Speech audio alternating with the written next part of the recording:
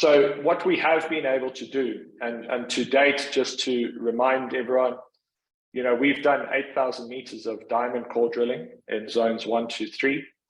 We've done 6,000 meters of reverse circular drilling, and we've done over 10 kilometers of trenching. We've just completed a 1,000+ kilometer radiometric survey. We've completed a 1,000+ kilometer magnetic survey. We continue to do detailed geomapping. We also continue to do rock sampling, grab sampling as we are doing that mapping. And in the background, together with partners, we're busy conducting mineralogical studies to further understand the beneficiation routes of our target minerals. We've lined up a lot to happen over the next couple of months, and I'm extremely excited to where the company is. We've been able to establish the deposit characteristics. We continue to identify new drill targets. We continue to ground proof these drill targets, and they continue to stack up. And at the same time, more targets, as our understanding grows, continues to be found and presenting themselves.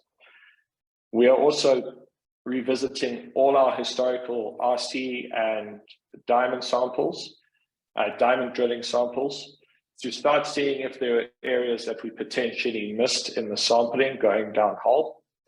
And we're going to specifically, I've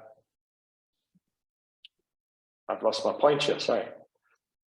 So we're specifically focusing on areas where we think that we've left stuff in the hole. And that's easy to happen. As you can see, we've got one of the geos in the left-hand corner looking through chips there. Those chips are tiny, small chips. And after a couple of months of drilling and long days in 40-degree heat, it's easy for someone to miss areas or potentially miss samples. The XRF is definitely going to allow us to identify these areas very quickly. Exactly, and I think that to date, one of the things, and again, this comes to the evolution of how you interpret the property. In the beginning, if we didn't see a monazite crystal, we didn't sample it and we didn't assay it.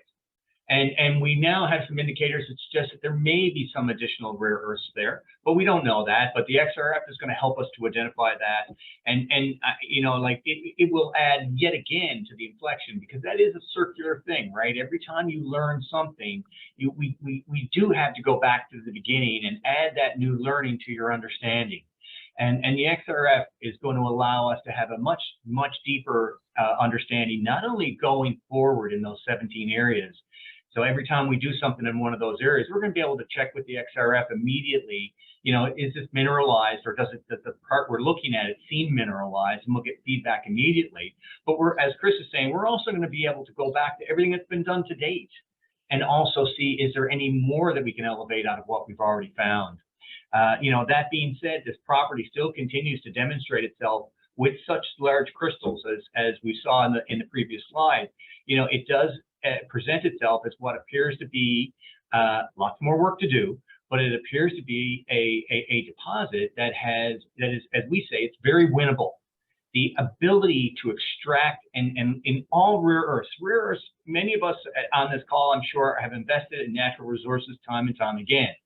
And rare earths are not as straightforward as a number of other deposits. You know, it's not like, okay, it's gold, and you know, once we have gold, we know that whether we do this process, or this process, we should be able to extract, you know, 90% of the gold out. Rare earths are much more challenging. They're much more complex.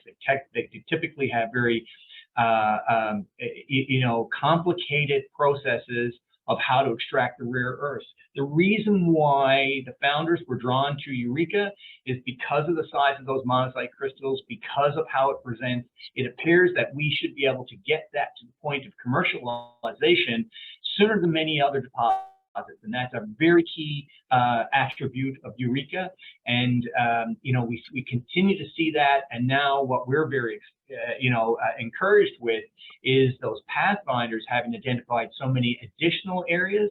And we're just chuffed to be able to get out there and to use the XRF and hopefully some new drilling, which we expect to announce in the near future, you know, to determine how many or are any of those new 17 targets are they also mineralized, and then can they add to the opportunity that has already been identified in zones 1 through 3. And not only that, and in closing from my point, you know, with this early exploration that we've been able to conduct since June, coupled together with the exploration that we've seen in zone 1 through to 4 in the drilling that we've completed there, the Eureka project is starting definitely to present itself as a regional project with massive scale potential. And that's exciting. You know, Eureka was always deemed as the project that had the most easily winnable material, but was small at 310,000 tons. I think our technical team and everyone that has been involved has always from the beginning and now definitely believes that this has got scalability and regional potential. And that's an exciting thing. And what's nice is seeing young geologists working together with, you know, extremely well-established geologists and some leaders in the rare earth industry like Pete, Siegfried, Ed Lois, Sam, Broom-Friendly, and Professor Francis Wall, and build up an understanding for a commodity that is relatively misunderstood, but is definitely a commodity that we're going to need moving into the future. So definitely from a technical standpoint, one of the most exciting projects I've been involved in.